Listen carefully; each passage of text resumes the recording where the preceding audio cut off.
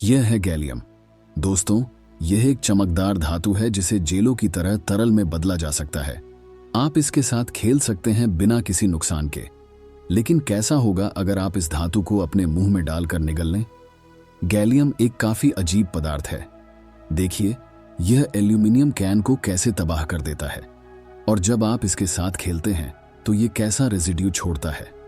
अब दोस्तों, सोचिए कि यह गैलियम आपके पेट में क्या करेगा। शुरुआत में गैलियम का टुकड़ा ज्यादातर सॉलिड होगा। कमरे के तापमान पर यह धातु सॉलिड होती है, लेकिन जब आप इसे मुंह में डालते हैं तो यह तुरंत पिघल जाएगा। आप महसूस करेंगे कि आपके पूरे मुंह को एक खट्टी धातु की छाया ढूंढ ला कर रही है। पिघला हुआ गैलियम एक मोटा पेस्ट की तरह होगा जो आपके दांत, जीभ और हर चीज को उसके चांदी के रंग से ढक लेता है। दोस्तों, जब आप इसे निगलने की कोशिश करते हैं तो यह आपके पेट में चला जाएगा। इस दौरान आप सोचेंगे कि आपके साथ अब तक कुछ नहीं हुआ है, क्योंकि बहुत ही छोटे मात्रा में गैलियम बिल्कुल भी विषैला नहीं है। असल में हमारे शरीर में पहले से भी कुछ गैलियम होता है, लगभग 0.7 मिलीग्राम। यह हमारे शरीर को न तो नुकसान पहुंचाता है और न ही किसी प्रकार से मदद करता है। शायद यह हमारे पानी से आता है या फिर हमारे फलों और सब्जियों से। तो अगर आप यहां रुक जाते हैं दोस्तों, इस छोटे से गैलियम के टुकड़े के साथ जो आपने निगल लिया है, तो आप ठीक होंगे। यह आपके शरीर में किसी और खाद्य पदार्थ की तरह घूमेगा।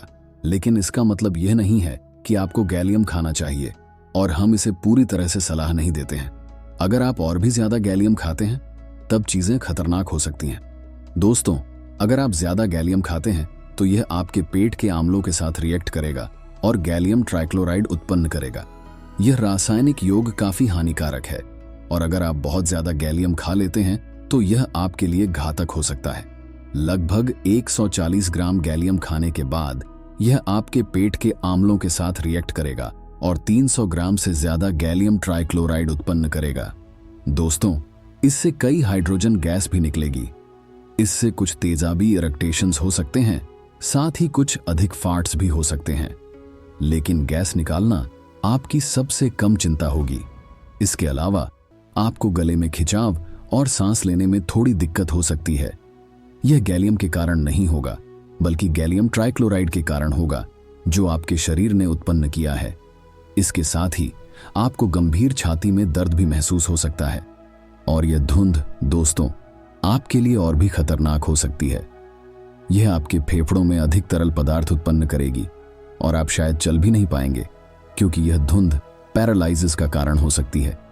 अगर आप हिल नहीं सकते हैं तो आप धीरे धीरे इस धुंध और सांस लेने में परेशानी के कारण बेहोश हो सकते हैं। अगर आपको तुरंत चिकित्सक की मदद नहीं मिलती तो आपकी मौत हो सकती है, लेकिन ऐसा होना जरूरी नहीं है। तो कृपया करके दोस्तों, गैलियम मत खाइए।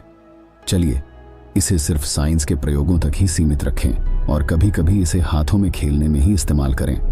और एक और धातु जिससे हमें खेलने की कोई जरूरत नहीं है, वह है तरल मर्क्यूरी। दोस्तों, लेकिन कैसा होगा अगर हम मर्क्यूरी से भरे एक तालाब में कूद जाएं? वह एक और कैसा होगा की कहानी है।